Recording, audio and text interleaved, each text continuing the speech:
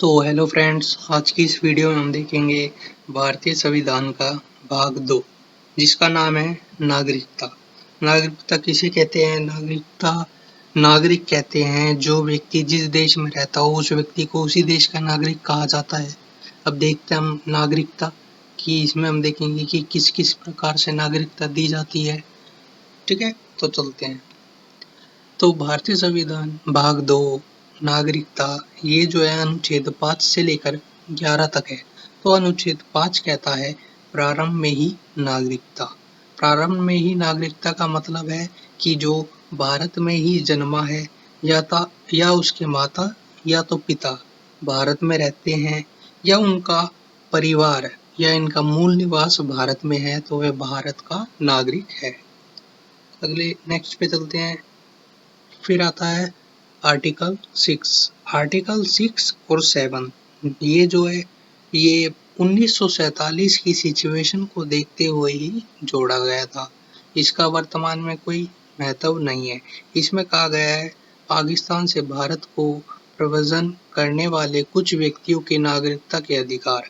इसमें है कि 19 जुलाई सन 1948 से पहले जो भारत में आ चुके हैं, उस समय बंटवारा हो गया था तो वहाँ के लोग यहाँ पे आ रहे थे और यहाँ के लोग वहाँ जा रहे थे, तो वहाँ के लोगों के लिए भी कुछ प्रावधान किए गए थे कि जो 19 जुलाई सन 1948 से पहले आ चुके हैं उन्हें भी क्या है नागरिकता दे दी जाएगी।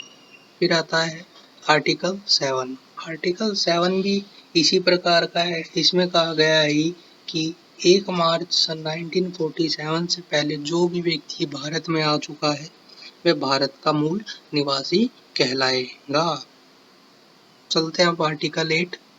आर्टिकल 8 कहता है भारत के बाहर रहने वाले भारतीय उद्भव के कुछ व्यक्तियों के नागरिकता के अधिकार। इसमें कहा गया है कि यदि किसी भी भारतीय दंपतियों का जो संतान है वह भारत से बाहर होगी तो उसको भी नागरिक क्या कहलाएगा, वो भारत का ही कहलाएगा। उसके ऊपर है कि जब वो बच्चा 18 साल का हो जाएगा या तो वह उस देश में जन्मा है वहाँ की नागरिकता ले सकता है, नहीं तो उस पर भारत की नागरिकता है ही है। ठीक है। आर्टिकल 9 कहता है विदेश राज्य की नागरिकता स्वेच्छ से अर्जित करने वाले व्यक्तियों का नागरिक ना होना। इसमें कहा गया है कि हम एक बार में एक ही देश की नागरिकता ले सकते हैं। भारत में एकल नागरिकता प्रणाली है, या तो हम भारत की ले सकते हैं या अन्य देशों की ले सकते हैं। यदि हम भारत की लेंगे तो अन्य देश की नहीं ले सकते, अन्य देश की लेंगे तो भारत की नहीं ले सकते। ठीक है, तो इसमें क्या बताया गया है, एकल नागरिकता का सिस्टम है। ठीक है। फिर क्या है, नागरिकता के अधिकार का बना रहना।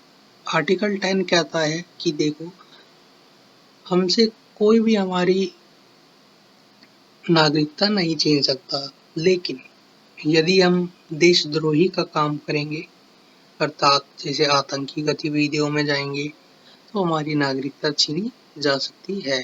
ये कहता है आर्टिकल 10। अब आता है लास्ट आर्टिकल, आर्टिकल 11। आर्टिकल 11 कहता है यदि नागरिकता से संबंधित कोई भी नियम कानून बनाने हैं तो वह संसद के द्वारा ही बनाए जाएंगे। और ये जो नागरिकता संबंधित मामले होते हैं ये जो होते हैं ये गृह मंत्रालय यानी होम मिनिस्ट्री के अंडर में आते हैं। ठीक है, तो ये था हमारा भाग 2। ठीक है, अगली जो वीडियो आएगी उसमें मौलिक अधिकार के बारे में देखेंगे। ठीक है, तो ये वीडियो आपको कैसी लगी हो, यदि अच्छी लगी हो तो सब्सक्राइब करें चैनल को, वीडियो को शेयर करें